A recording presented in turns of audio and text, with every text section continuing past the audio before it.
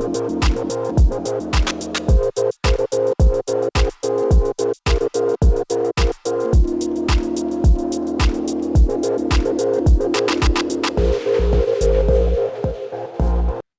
les doy la bienvenida a Interview. Hi, everybody. I'm with MARC MARTEL.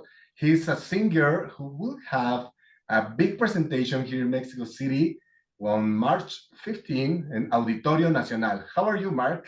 I'm great, John. How are you? Fine, thank you. Please tell us about that special concert that you will have here in Mexico City about Queen and especially Freddie Mercury music and Freddie Mercury songs. Yes, I have played in Mexico City a few times at Sala Nezahual, Coyotl, but this time we're coming to the Auditorio Nacional, and I'm bringing my show One Vision of Queen with my band, and we sound exactly like Queen, and it's going to be an incredible show. Everybody loves, obviously, the music of Queen. We know Mexican people love the music of Queen, which is why we keep coming back to Mexico. But we've been trying to come back to Mexico since 2019, and obviously there have been some things that have prevented us over the last few years, but we're very excited to come bring this new show to you with all of Queen's hits, with a lot of energy, and we know it's going to be a great, great time. What could you tell us about this show? Of course, that you will have all that songs, but what about the stage, or if music band is with you? Do you have dancers? I don't know. What could you tell us about it? It's a classic rock show, man. There's nothing overly exaggerated about it. The difference that I do is I do not pretend to be Freddie Mercury. I come on stage as myself, as MARC MARTEL, and I tell my story with the music of Queen. And I have been singing the music of Queen now for more than 10 years. For the first 5-6 years, I worked directly with the members of Queen, Brian May and Roger Taylor. And that's how I learned how to do this. And my band is incredible. I've got a guitar player. My guitar player, Tristan, sounds, I hope I don't get struck by lightning saying this, but sometimes more like Brian May than Brian May does. But we put on a show that is a tribute to the music of Queen. We are not pretending to be Queen. I don't wear a yellow jacket. I don't wear a fake mustache or anything like that. But it is the closest that you're going to get to the sound of Queen, I guarantee, anywhere in the world. The people must to know that you sing all that songs in the movie Bohemian Rhapsody, right? I was part of the movie. Yes, my voice was used in the movie. How was it? I mean, because a lot of people could maybe look for that opportunity, but you got it. Yeah, well, I have, like I said, I had a relationship with Queen, and in 2012, the manager of Queen, Jim Beach, said to me, you know, one day we're going to make a movie about Freddie and the band, and we would really like for you to help us with the singing parts of the movie. And sure enough, in 2016, I got a phone call from one of the producers of Bohemian Rhapsody, and he said, we're going to make this movie, and we would love for you to come to England and come to the studio at Abbey Road Studios, where the Beatles did all of their recordings.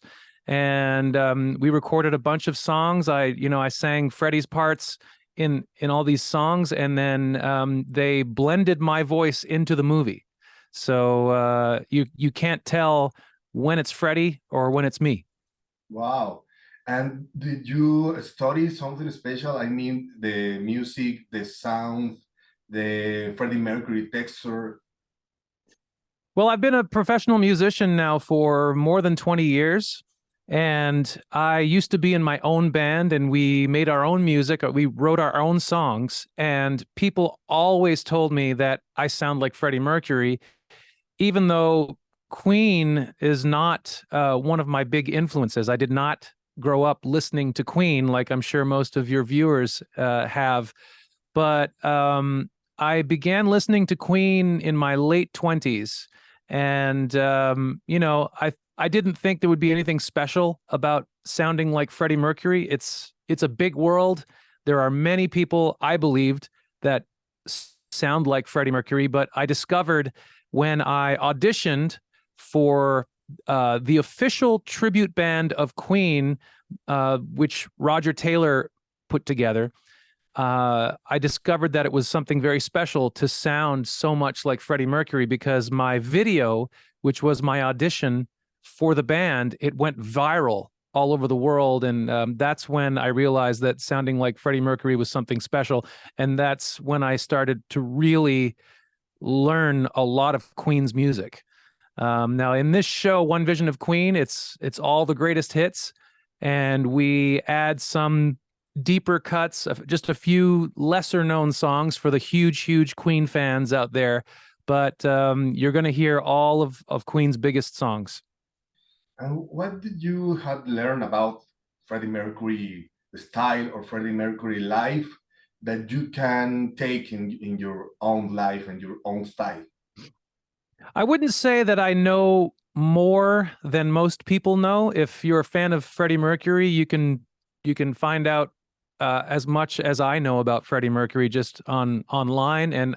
But yes, I have spent time with some people who were very close to him, his good friends, and they all remember Freddie very, very fondly. They miss him, and people often ask me if I have any similarities with Freddie Mercury as his personality.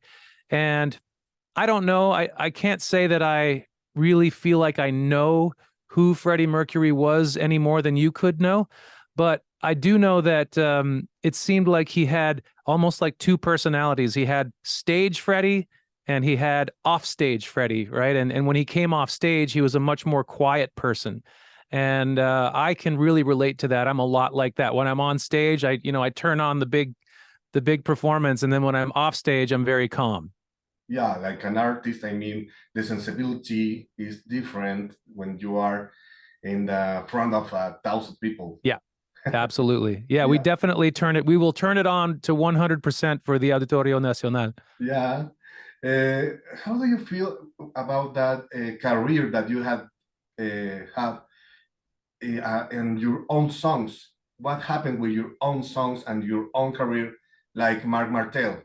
Mm-hmm.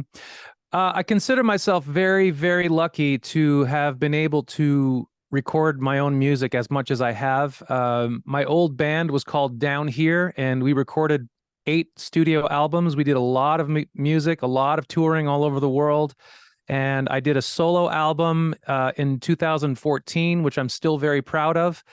I record a lot of Christmas music. So I have recorded now 40 Christmas songs over the last 5 years.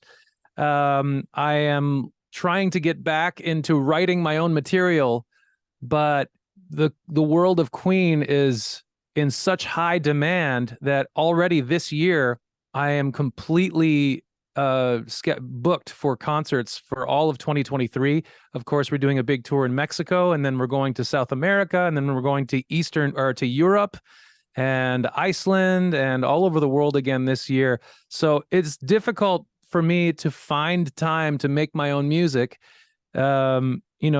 Writing music while I'm traveling it's not something that I can do. I like to be at home when I'm writing my own music. So it takes more effort these days. And your band is with you in all that tour? Yes, I've got my whole band with me. We're 5 guys. We've got drums, bass, keyboard, guitar, and me on acoustic guitar and piano. And it's the full Queen sound. I mean, your band had to enter on this Queen war too. Yeah. My band actually, 2 of the guys in my band have been with me since the very beginning when I was working with Roger Taylor and Brian May. We were playing in that band as well. And so these guys have more experience than anyone with the music of Queen. And so they've been doing this for a long time, and we can replicate the sound of Queen like nobody else, I believe. And on this show, special from Queen, do you have the opportunity to make some original songs? I haven't tried that yet. It's been an idea at the back of my mind to do one of my songs maybe someday, but that would be a tricky thing, a complicated thing to do. I don't know. Maybe I'll try it someday, but for now I do all Queen songs. I do one song in the concert that is not a Queen song, but I do it in the style of Freddie Mercury. What is yours? No, it's not mine. It's a classical song that everybody knows. Like a surprise. Yes, exactly. Okay, because I guess that the people maybe will ask you for that because you have a lot of followers, a lot of people that have heard your songs, your music, and maybe they could like to hear something about you. I hope so. Yeah, I know I have a lot of people who've been following me since before I was doing Queen, and especially those people are asking me, when are you going to release some new music of your own? And and I think a lot of the people who are following me because of Queen are interested in hearing what maybe I could do myself. So thank you for that encouragement.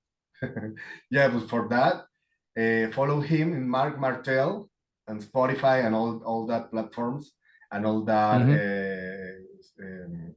internet, red nets, all that social net, like MARC MARTEL, and you will find a lot of him, a lot of his music, and a lot of his style. But besides, we will enjoy one vision of Queen this March 15 on Auditorio Nacional. Yes, March 15, Auditorio Nacional, and you can get tickets at markmartelmusic.com. And ticketmaster.com.mx. Aquí los vemos. Thank you very much for your time. Thank you so much for your time, John. Yes. It's a pleasure to meet you, and we will see you here in Mexico soon. All right. All right. I hope we can get a chance to say hi when we're there. Of course, I will be there. Okay, John. Thank you very much. Gracias a ustedes, por favor, pues bueno, suscríbanse al canal si es que no lo han hecho, denle like a este video y pues compártanlo, porque muchos nos tenemos que enterar de este concierto que va a dar MARC MARTEL el 15 de marzo en el Auditorio Nacional con este espectáculo y repertorio especial de Queen. Muchas gracias y nos vemos en la próxima. Hasta luego. Muchas gracias. No te pierdas la mejor información de espectáculos y entretenimiento. Suscríbete a este canal, compártelo, déjame un like y tus comentarios.